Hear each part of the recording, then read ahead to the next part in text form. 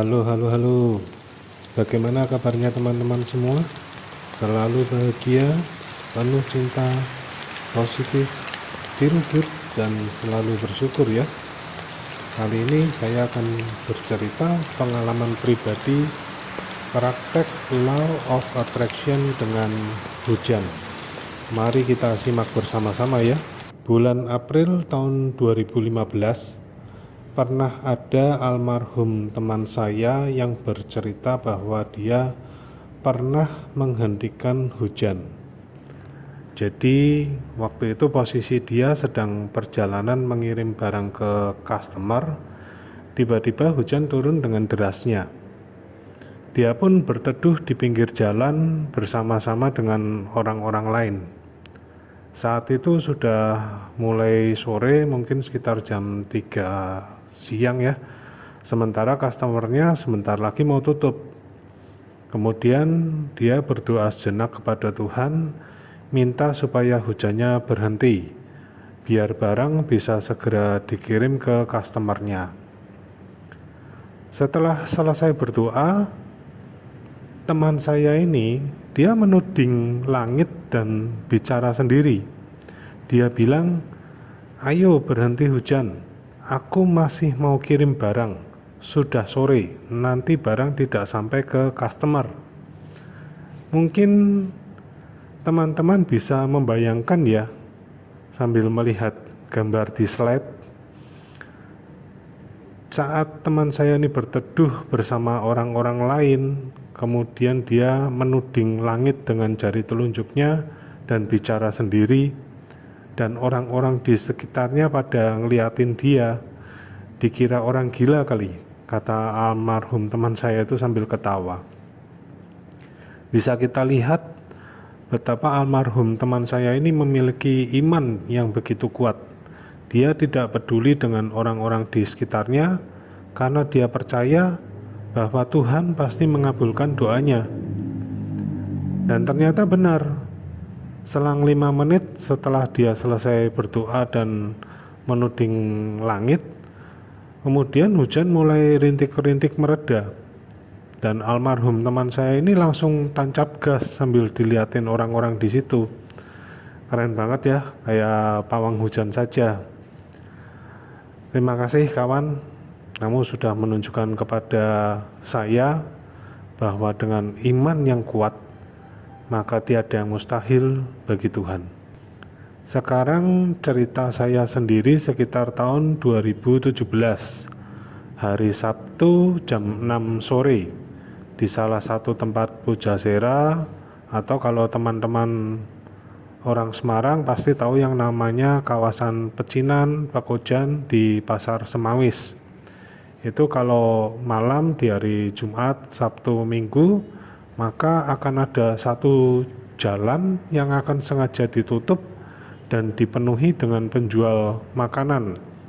Mungkin panjang jalannya itu ada 100 meter kali, dimana jalan-jalan itu akan banyak tersedia meja dan kursi untuk makan.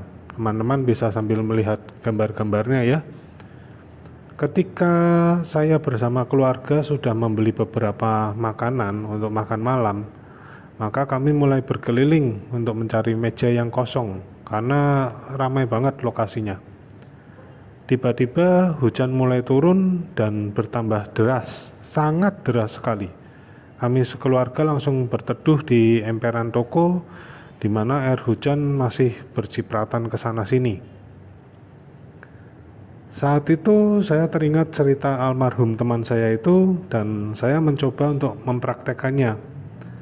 Saya lihat jam sekitar jam 6 lebih 20 menit, kemudian saya berdoa dengan penuh kesungguhan supaya jam setengah 7 pas hujan berhenti.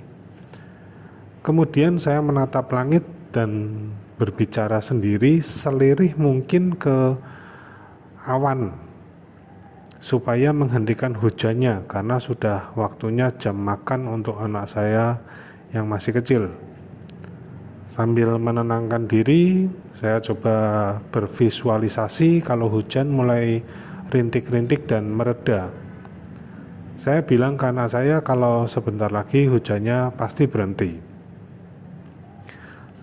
Sambil melihat jam tangan, waktu itu jam 6:30 pas, saya melihat jam tangan, ternyata hujan masih deras. Saya coba tetap dengan iman yang kuat, saya yakinkan diri kalau saat itu pasti sedang ada proses di awan untuk meredakan hujan. Tepat jam 6:38, hujan berhenti total. Oh, ajaib banget ya. Dan kenapa saya sampai hafal jam dan menitnya? Karena itu momen pertama kali saya berdoa untuk menghentikan hujan. Jadi itu sampai sekarang masih ingat betul saya. Ya, mungkin ini juga salah satu cara Tuhan menguji iman kita ya, atau rasa percaya kita kepadanya. Setelah hujan berhenti, saya pun langsung bergegas mencari meja kosong supaya tidak keduluan dengan yang lain.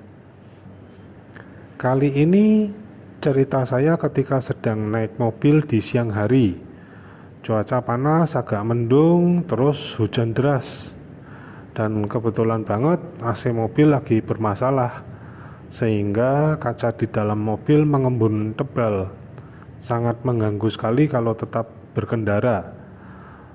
Sambil mobil berjalan, saya coba praktekkan lagi untuk menghentikan hujan. Dan ternyata hujan malah bertambah deras, tidak berhenti-berhenti. Akhirnya saya agak pesimis dan saya berteduh ke sebuah minimarket untuk menunggu hujan berhenti sambil minum kopi dari beli di minimarket itu. Saat itu saya merenung, kenapa tidak berhasil menghentikan hujan ya? Apakah rasa percaya saya kurang? Apakah iman saya kurang?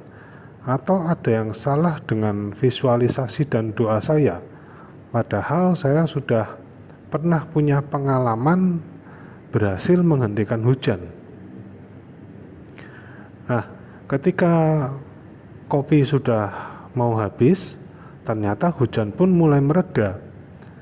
Tiba-tiba saya berpikir, apakah mungkin ini adalah salah satu keinginan dari pikiran bawah sadar saya, yang mungkin dulu ketika pernah mengalami hujan deras, saya merasa kalau hujan itu lebih enak untuk santai sambil minum kopi atau minum yang hangat-hangat.